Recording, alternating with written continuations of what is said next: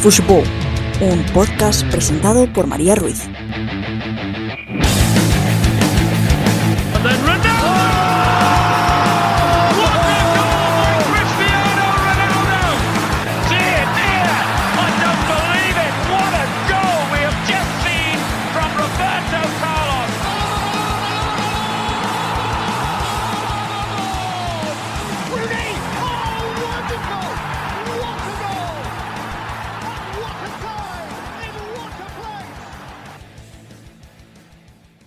Muy buenas a todos, bienvenidos a ¿Dónde están?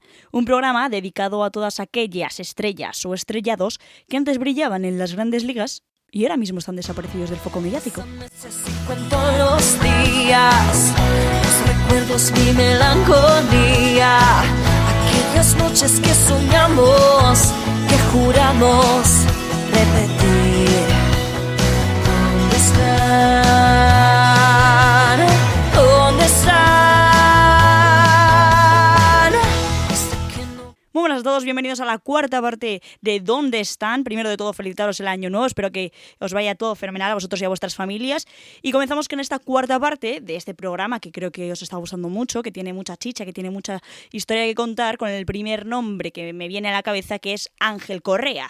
Una de las salidas más comentadas del mercado veraniego fue la protagonizada por el argentino rumbo a Tigres a cambio de 8 millones de euros. El atacante rosarino ha marcado ya 13 goles y 4 asistencias en 21 partidos en México, siendo el máximo goleador de la Leagues Cup, una de las competiciones que tienen allí.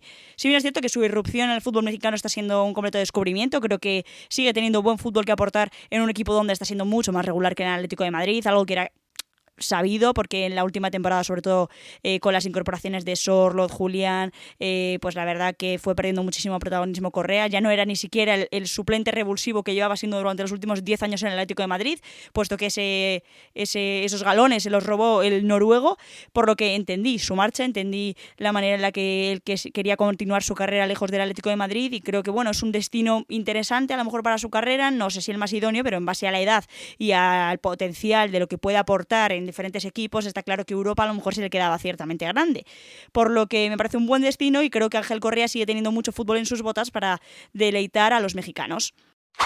Continuamos con Raúl Albiol. El central campeón mundialista con España se mudó como agente libre a Pisa para disputar la Serie A. La pasada temporada, como jugador del Villarreal, disputó 16 partidos y 1.200 minutos. En cambio, en su nueva experiencia en Italia, tampoco está gozando de mucha regularidad, con 248 minutos jugados entre Copa de Italia y Serie A. La verdad que Raúl Albiol, con sus 40 años que atesora a sus espaldas, no está teniendo la mayor regularidad en Italia, una liga que, por cierto, ya conoce por su amplio paso por el Nápoles. Y si bien es cierto que creo que es un jugador que evidentemente puede aportar mucha experiencia a los jóvenes que puedan estar en el Pisa, creo que a lo mejor es un destino con muchas pretensiones y más para estar en un equipo que va a estar toda la temporada sufriendo por no descender. Creo que a lo mejor el Pisa no hizo bien incorporando este tipo de jugador que puede aportar mucha experiencia, pero al mismo tiempo creo que no va a tener un rol significativo dentro del equipo, creo que no va a poder estar a su máximo nivel ni poder dar todo lo que quisiera dar, porque evidentemente tiene muchas lesiones que acarrea su cuerpo, tiene pues esa falta de físico que a lo mejor necesitas para determinados encuentros, y quizás a lo mejor algún destino un poquito más lujoso y exótico como una liga árabe hubiese sido lo más idóneo para Raúl Albiol. En cambio, él ha continuado en Europa, creo que se le está quedando grande, como podemos observar por la poca regularidad y los pocos minutos que tienen, pero bueno, aún así es un paso más en su carrera, un poco de experiencia para terminar los últimos años que le queden en el fútbol, y un Raúl Albiol que pues no tiene el mayor éxito en Italia. Turno ahora de Romain Perraud. Apenas un año vestido como verde y blanco, jugó 41 partidos y 2.900 minutos, pero este verano puso rumbo al Lille, donde ya lleva jugados el 49% de los minutos disponibles, sumándole 2 goles y 2 asistencias en 14 partidos. El galo cuenta con mayor regularidad en la Liga 1, a diferencia de en Europa League. La verdad que, bueno, está siendo un jugador que sabíamos que tenía nivel para poder jugar en un equipo que tuviera pretensiones europeas, ya lo demostró la temporada pasada en el Betis, donde si bien es cierto que tuvo ciertas partes irregulares, pero que luego luego acabó dejando muy buen sabor de boca a la parroquia verde y blanca. Creo que su salida a lo mejor está justificada por una cuestión salarial y que bueno, el Betis ha encontrado otros jugadores ahí como Valentín Gómez o Junior Firpo, aunque este último no ha terminado de cuajar todavía, pero aún así creo que ha tenido un buen recambio. Creo que el Betis se ha reforzado bien pese a la salida de Perrot, que fue muy importante la temporada pasada, recordemos, porque Ricardo Rodríguez no era tan imprescindible como lo está siendo este año. Y bueno, es un regreso a su país, que yo creo que a lo mejor él no necesitaba un poco más, no sé si se terminó de adaptar bien al fútbol español o a la cultura, y bueno, donde está rindiendo muy bien, no está teniendo a lo mejor todos los minutos que querría, pero bueno, jugando varias competiciones, pues también entra dentro de esa rotación, pero considero que Perrot está siendo un jugador importante para el Lille, que está haciendo buena temporada en ambas competiciones. Nos dirigimos a Inglaterra para hablar de Fer López. El canterano celtista irrumpió la temporada pasada en el primer equipo de Claudio Giraldez jugando 20 partidos y anotando 4 goles.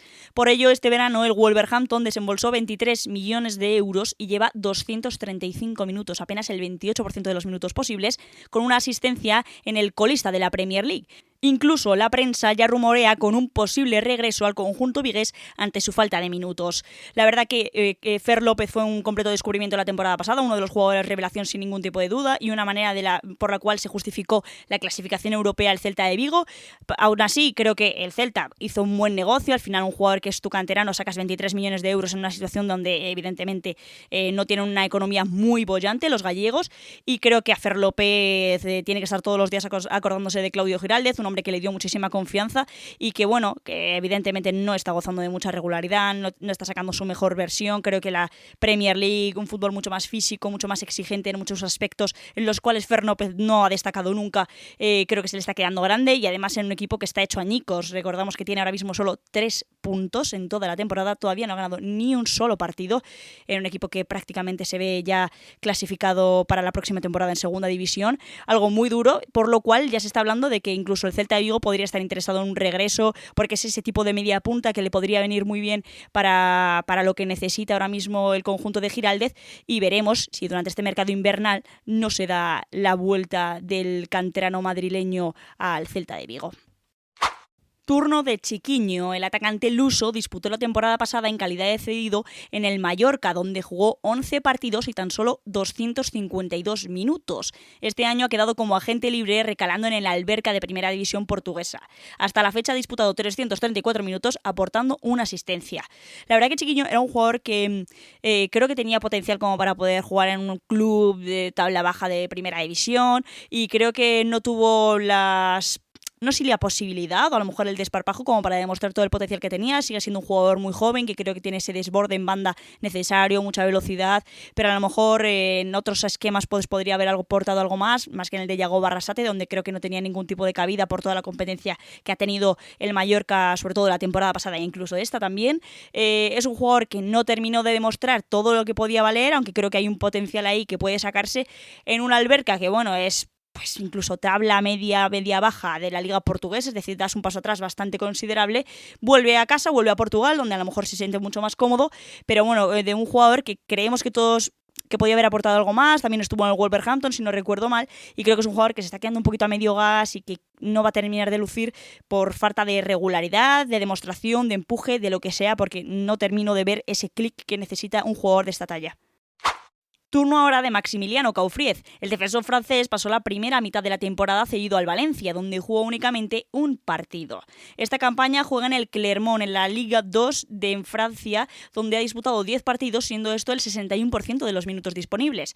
La verdad que el paso de Caufriez por la Liga Española fue bastante decepcionante, si no preguntaría a cualquier aficionado donde realmente no pudimos ver el nivel que podía llegar a tener. Creo que de los pocos minutos y las pocas oportunidades que le dio Corbenán o incluso el Pipo Baraja durante la temporada no se llegó a ver nada reseñable de este jugador, que vuelve a su país, vuelve a Francia, donde bueno, en una Ligue 2 está teniendo más regularidad, más experiencia, en un Clermont que hace poco estuvo en primera división y que probablemente tenga un proyecto como ambicioso para poder volver a la primera categoría francesa, pero bueno, un jugador que pasó muy de puntillas por nuestra categoría y que la verdad que no deja buen sabor de boca. Hablamos ahora de Bertug Yildirim. El atacante turco fue uno de los soldados de Bordalás la pasada campaña, donde jugó 27 partidos con 3 goles y una asistencia. Tras ello fue traspasado al Istanbul Başakşehir, donde apenas ha jugado 3 partidos, 34 minutos y un gol anotado.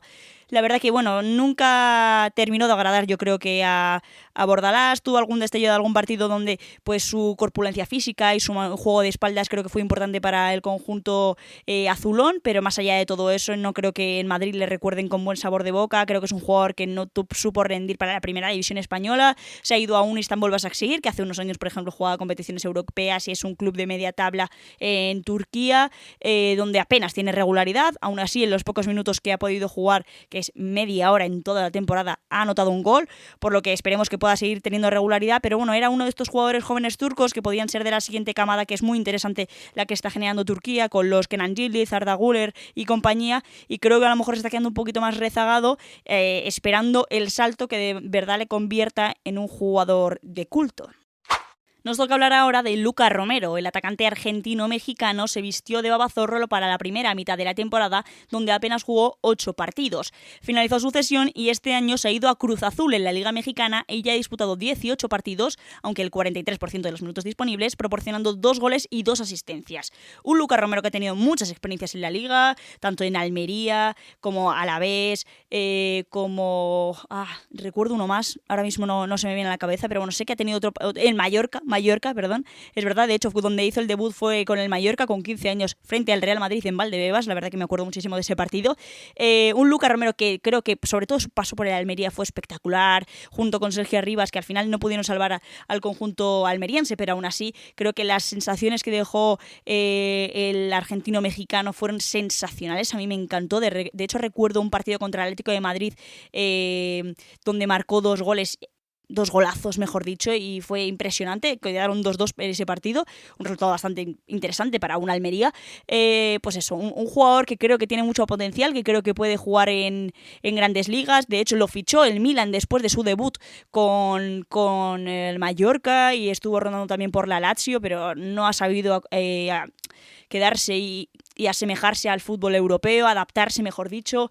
Creo que es un jugador que tiene mucho potencial, pero que le faltan muchos recursos como para poder competir en las grandes ligas. Y bueno, esperemos que en México le vaya bien y poder verle de nuevo en Europa. Turno ahora de Arthur Melo. Tras media temporada a las órdenes de Mitchell, con 15 partidos a sus espaldas, finalizó su cesión y se ha marchado al Gremio. Hasta la fecha ha jugado 12 partidos y el 69% de los minutos disponibles. Hay Arthur Melo, que se vendió como el sustituto de Xavi Hernández y la verdad que se ha ido diluyendo como un azucarillo.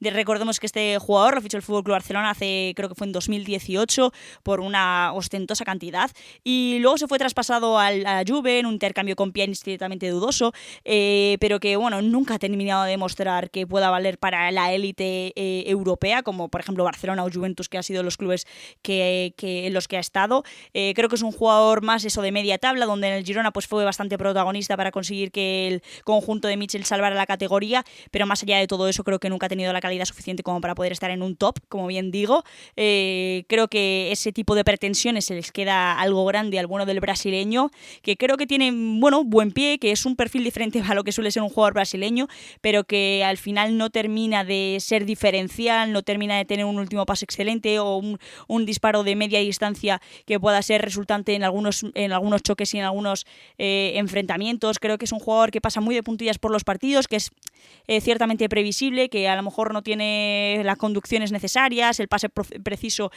suficiente como para un nivel alto, y bueno, su regreso a Brasil pues yo creo que es la simplificación de una carrera muy decepcionante que pintaba muy bien, pero que se ha ido, pues lo que digo, diluyendo como un azucarillo. Y otro jugador que se ha ido a Brasil es Saúl Ñíguez. El centrocampista ilicitano estuvo cedido la pasada temporada en el Sevilla, donde disputó 26 partidos, generando un gol y 6 asistencias. Tras ello ha sido traspasado al Flamengo como agente libre y ya ha jugado 21 partidos, el 42% de los minutos disponibles, y dando 2 asistencias. Además, hace relativamente poco ha sido coronado como campeón de la Copa Libertadores. La verdad que Saúl es un jugador que a medida que han ido pasando los años de su carrera creo que ha ido decepcionando a todo el mundo. Era un jugador que tenía una pinta sensacional. De hecho, creo que fue la temporada de 2016 y 2017. Los partidos que hizo en Champions League con el Atlético de Madrid fueron sensacionales. Fue una locura y de hecho ahí yo creo que todo el mundo se esperaba que Saúl pudiera dar el paso a ser uno de los jugadores capitales del Atlético de Madrid. Con los últimos años, entre cesiones a lo que digo Sevilla, donde creo que empezó de más a menos, o Chelsea, donde nunca llegó a tener las oportunidades necesarias, la carrera de Saúl se ha ido apagando, se ha ido viendo sin oportunidades. Creo que siempre ha tenido la confianza del Cholo Simeone, pero no te puedes agarrar a ilusiones ya pasadas y a sensaciones de hace muchísimas temporadas. Creo que Saúl tenía la calidad para ello, pero no sé qué le ha fallado, si la regularidad, las lesiones, la cabeza o no lo sé, o la adaptación a determinadas situaciones donde el Atlético de Madrid necesitaba algo más de este jugador y creo que a lo mejor no ha podido dar lo que el club o el equipo le demandaba. No sé si ha sido una falta de nivel, no lo sé, pero la verdad que la carrera de Saúl es ciertamente decepcionante. Se va a un Flamengo que es campeón de América, creo que es un buen premio para él, pero más allá de eso es un segundo escalón en su carrera que creo que atesora lo mal que le ha ido estos últimos años. Y finalizamos esta cuarta entrega hablando de Óscar Plano. El centrocampista madrileño militó la pasada temporada en el Elche, donde anotó 4 goles y una asistencia, jugando el 35% de los minutos disponibles. Este año se ha quedado en segunda división, de la mano del Leganés, donde solo ha jugado el 35% de los minutos disponibles. El mismo porcentaje, la verdad, que con el conjunto de Eder Sarabia, un jugador que ha tenido mucha experiencia en primera división, sobre todo de la mano del Real Valladolid, que creo que es un mediapunta muy interesante, siempre me ha gustado, es un jugón que en esa segunda línea de ataque creo que funciona muy bien, que tiene muy buena pegada, tiene muy buena visión de juego, pero si bien es cierto que con la edad que atesora ya, creo que son unos 36 años de edad, está claro que la primera división se le iba a quedar un poco grande. Creo que además por el ritmo de partido que lleva el conjunto de Eder Sarabia, no sé si se hubiese adaptado bien a ese rol, tanto en primera división como por el juego que está implementando ahora mismo, pero es un jugador de culto, es un jugador de estos que sabe a liga y que sabe a buenas temporadas, un jugador que tampoco ha tenido mucho éxito en primera división, pero que siempre ha dejado muy buenos destellos y mucha calidad, y que bueno, en esta segunda división, en el Leganés, pues bueno, genera un proyecto interesante. Creo que es un jugador que se adapta muy bien a la Liga Hypermotion, que creo que es un nivel aceptable para lo que puede dar su fútbol con esta edad, y creo que bueno, no es un mal destino. Finalizamos con esto la cuarta entrega de ¿Dónde están? Espero que os haya gustado muchísimo. La verdad que me encanta hacer esta serie. Creo que es un programa súper entretenido en este formato tan cortito de unos 15 minutos. Creo que a vosotros también os ayuda muchísimo a encontrar esta información, a escucharlo, a divertiros, y creo que la verdad que está siendo muy entretenido para todos, por lo que espero que os haya gustado. Nos veremos en una próxima entrega y que tengáis feliz año 2026. Hasta luego. ¿Dónde están esas cartas, esas flores, detalles? ¿Dónde están las llamadas, las visitas formales? ¿Dónde están esos labios que mataban a besos? ¿Dónde están promesas? ¿Dónde están? ¿Dónde están esas risas, ese amor que vivía? ¿Dónde están los paseos, los momentos?